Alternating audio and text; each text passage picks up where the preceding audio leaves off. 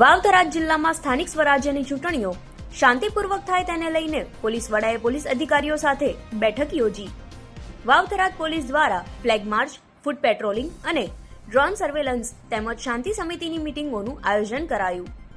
નાગરિકો પોતાના બંધારણીય મતાધિકારોનો ઉપયોગ ભયમુક્ત વાતાવરણમાં કરી શકે તે માટે આયોજનબદ્ધ રીતે કામગીરી હાથ ધરવામાં આવી.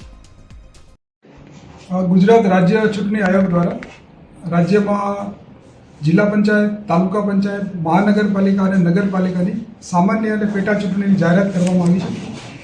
એ અનુસંધાને નવરચિત વાવ-થરાદ જિલ્લામાં પણ જિલ્લા પંચાયતની 30 બેઠકો, જિલ્લાના 8 તાલુકાની કુલ 150 બેઠકો અને ભાભર અને થરાદ નગરપાલિકાની 7 અને 6 કુલ 13 વોર્ડની 52 બેઠકો ઉપર આગામી સમયમાં ચૂંટણી પ્રક્રિયા હાથ ધરવામાં આવી રહી છે. વાવ-થરાદ જિલ્લાની રચના થઈ પછી આ પ્રથમ સ્થાનિક સ્વરાજ્યની ચૂંટણીઓ છે. આ ચૂંટણી દરમિયાન રાજ્ય ચૂંટણી આયોગની કાયદો વ્યવસ્થા જાળવવાની જે માર્ગદર્શિકા છે તે મુજબ, આ ઉપરાંત આદર્શ આચાર સંહિતાની જે માર્ગદર્શિકા છે એનું ચુસ્તપણે પાલન થાય એ મુજબની વ્યવસ્થા જિલ્લા પોલીસ દ્વારા કરવામાં આવી રહેલ છે.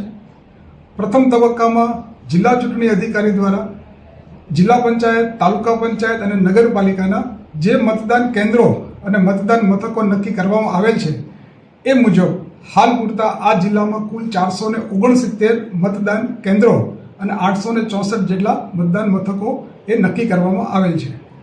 આ તમામે તમામ મતદાન મથકો ઉપર જિલ્લા પોલીસ દ્વારા પ્રાથમિક તબક્કાઓમાં જે મતદાન કેન્દ્રોની વિઝિટ કરી અને ક્રિટિકલ, નોન ક્રિટિકલ અને નોર્મલ જે રાજ્ય ચૂંટણી પંચની જે ગાઈડલાઈન છે, માર્ગદર્શિકા છે એ મુજબ એનું મેપિંગ કરવામાં આવી રહેલ છે.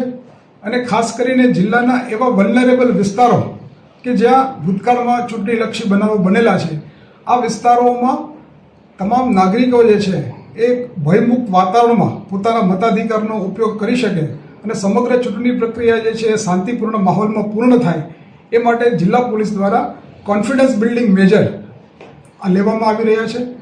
CBM કોન્ફિડન્સ બિલ્ડિંગ મેજરના ભાગરૂપે આ વિસ્તારોમાં ફ્લેગ માર્ચ, રૂટ પેટ્રોલિંગ અને શાંતિ સમિતિની મિટિંગ સહિતના અનેક કાર્યક્રમો પોલીસ વિભાગ દ્વારા કરવામાં આવી રહ્યા છે.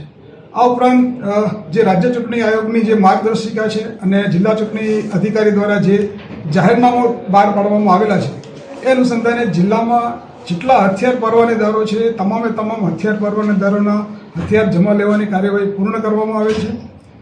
જિલ્લાના એવા અસામાજિક તત્વો, માથાભારે ઇસમો કે જે ટ્રબલ મેકરો છે, ભૂતકાળમાં ચૂંટણીલક્ષી ગુનાહિત બાબતોમાં સંડોવાયેલા છે, એવા કુલ આજની સ્થિતિએ છેલ્લા 12 દિવસમાં 800થી વધારે લોકોના BNSSની જોગવાઈ પ્રમાણે અટકાયતી પગલાં લેવામાં આવેલ છે. આ ઉપરાંત આપ તમામ જાણો છો એમ વાવ-થરાદ જિલ્લો એ સરહદી વિસ્તાર છે. આંતરરાજ્ય અને આંતર જિલ્લા બંને જગ્યાએ કુલ 8 જેટલી ચેકપોસ્ટો હાલ જિલ્લા પોલીસ દ્વારા કાર્યરત કરવામાં આવેલ છે. અને છેલ્લા ચૂંટણી જાહેર થયાના 12 દિવસમાં જિલ્લા પોલીસ દ્વારા લગભગ 83 લાખનો મુદ્દામાલ જે અસામાજિક તત્વો તરફથી ગેરકાયદેસર જે પ્રોહિબિશનની પ્રવૃત્તિ કરતા હોય એવું 83 લાખનો મુદ્દામાલ જપ્ત કરવામાં આવેલ છે. અને કુલ 5 જેટલા ઇસમોને માત્ર આ 12 દિવસના ગાળામાં પાસા હેઠળ અટકાયત કરવામાં આવેલ છે અને 2 ઇસમોને તડીપારના કેસોમાં એને કાર્યવાહી કરવામાં આવેલ છે. આ ઉપરાંત આવનારા સમયમાં જિલ્લાના તમામ નાગરિકો જે છે એ પોતાના બંધારણીય મતાધિકારનો એક શાંતિપૂર્ણ માહોલમાં ઉપયોગ કરી શકે અને સમગ્ર ચૂંટણી પ્રક્રિયા જે છે શાંતિપૂર્ણ વાતાવરણમાં પૂર્ણ થાય એ માટેના તમામ પ્રયાસો છે જિલ્લા પોલીસ દ્વારા કરવામાં આવી રહ્યા છે. સાહેબ, ચૂંટણી છે